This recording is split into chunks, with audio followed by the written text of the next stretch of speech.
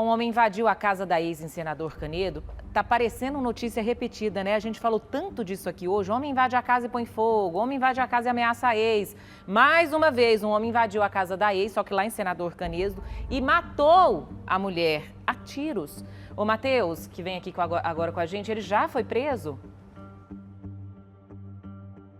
Infelizmente não, Natália. Inclusive uma força-tarefa já foi montada, a Polícia Civil, a Polícia Militar estão procurando por esse homem. É o Geander da Silva, de 37 anos, que matou, pelo menos é suspeito, a gente não pode afirmar ainda, né? Mas há testemunhas, né, de que ele matou a ex-companheira dele, a Bruna dos Santos Oliveira, de 31 anos, no Parque dos Buritis, aqui em Senador Canedo. Isso foi na madrugada de ontem. A Bruna estava em casa com o seu atual namorado, inclusive não era nem um namorado, eles estavam se conhecendo, e quando ela estava em casa com ele, o Geander possivelmente desligou a energia, desligou o padrão de energia, e quando a Bruna se levantou para ver quem era, ela deu de cara com ele, abrindo a porta, o portão da casa, e já com uma arma de fogo em punho. E foi nesse momento que ele cometeu o crime. A gente não vai entrar em mais detalhes. E ele também baleou o rapaz que estava com a Bruna, deu 2 tiros nele, um no pé e um na perna. Se a arma não tivesse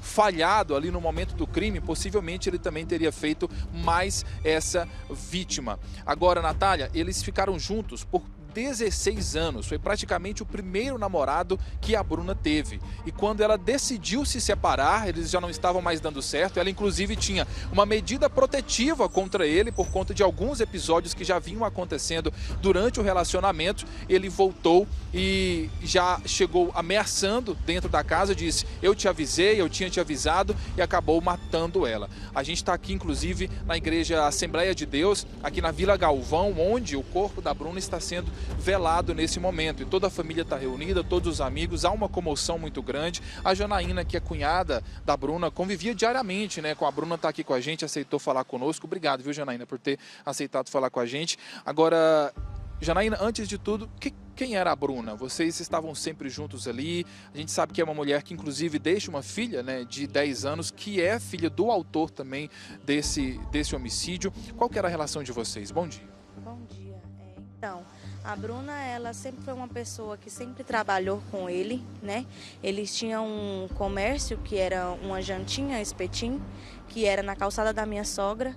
Então, eles têm esse ponto há muitos anos. E quando ela decidiu separar dele, ele não quis aceitar, né? Que ela pediu para ele se retirar da casa. E ela sempre trabalhou, mesmo quando ele saiu da casa, ela continuou trabalhando, porque era a única fonte de renda para sustentar a criança, né? Que é a filha deles de 10 anos, que ele fez o que fez e não pensou que estaria tirando a vida da mãe da filha dele, né? Que agora a gente pode se considerar que ela não tem um pai e não tem mais a mãe, porque a mãe não vai voltar mais, né? Então é uma situação muito difícil. Ela sempre lutou para poder dar o melhor para Ana Júlia, né? Porque para não deixar de ser o que era antes, quando eles eram casados, que ela sempre fez de tudo para dar o melhor. Então agora é muito difícil para todos nós, é muito complicado, né? Porque chega um ponto que todo mundo fica, ninguém espera, né? Ninguém espera, mas aconteceu.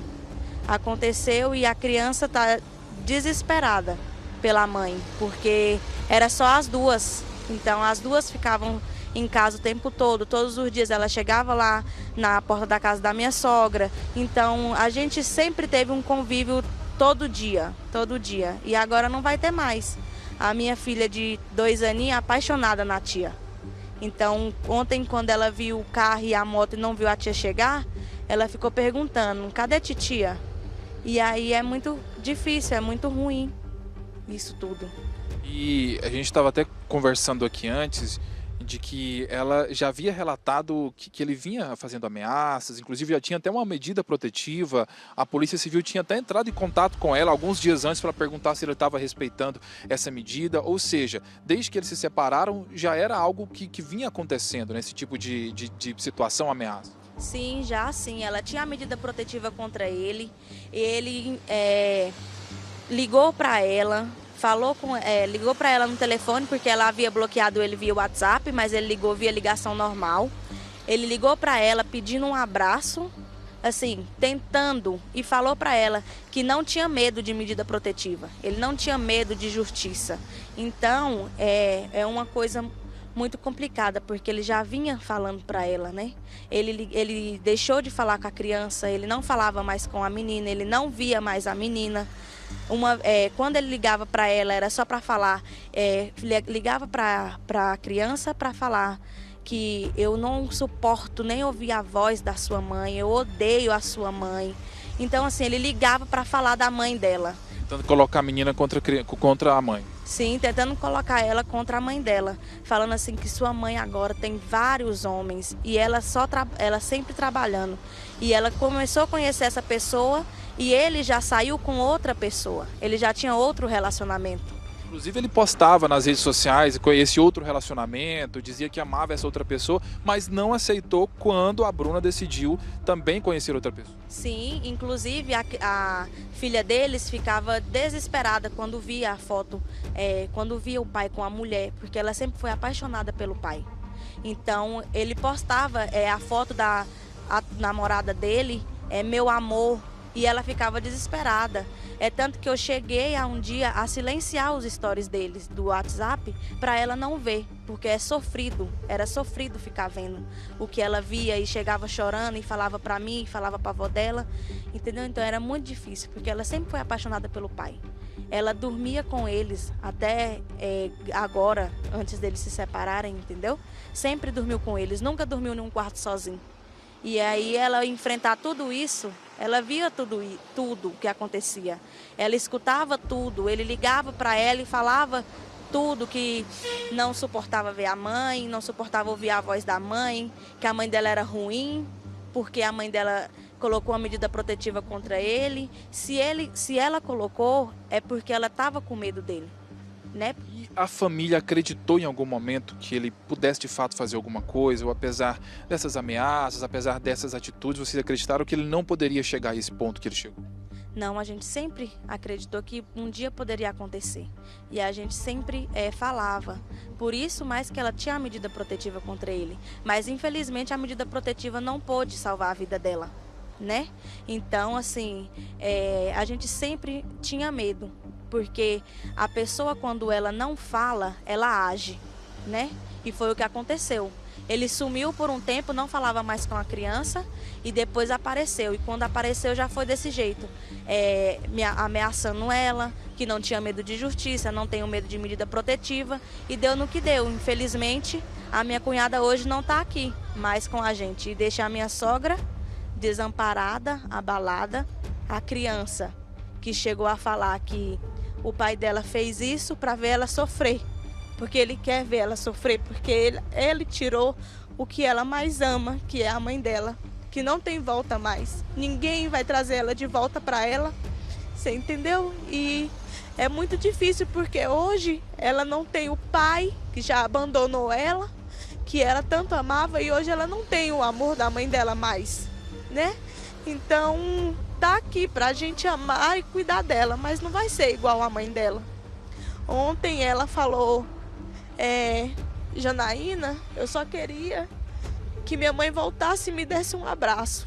Então, para uma criança tá passando tudo isso por uma pessoa que não tem responsabilidade, uma pessoa que não pensou nem na filha que ele dizia que tanto amava, que era tudo para ele, isso para mim não é uma pessoa, é um monstro que tá aí, que tirou a vida, que tirou praticamente a vida da criança. Porque se tirou a mãe, tira a vida da filha. Você entendeu? Então é isso. Quem souber, que puder divulgar, ajudar a gente, né? Porque ele tem que pagar pelo que ele fez.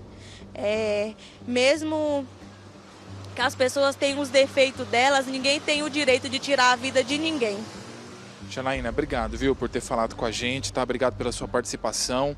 É difícil, né, Natália, quando a gente encontra uma situação como essa, porque já tinha uma medida protetiva, a família já tinha esse temor de que algo pudesse acontecer e, como disse a Janaína, ele sumiu, não estava falando mais com ela, não estava entrando em contato com a filha e quando decidiu aparecer, foi com uma arma em punho para tirar a vida da ex-companheira da Bruna aqui em Senador Canedo. O sepultamento da Bruna será hoje ainda, por volta de 10 horas da manhã, então são os últimos momentos, são as últimas despedidas, né, da família e dos amigos aqui na Igreja Assembleia de Deus da Vila Galvão. Natália, a gente, claro, vai continuar acompanhando todo esse caso, as investigações da polícia e a força-tarefa também para poder encontrar o Geander, de 37 anos, que desapareceu depois de cometer o crime na madrugada de ontem. Natália, eu volto com você. Obrigada, Matheus. Geander, que ama apenas a si próprio, né? Porque uma pessoa que tem coragem de tirar a vida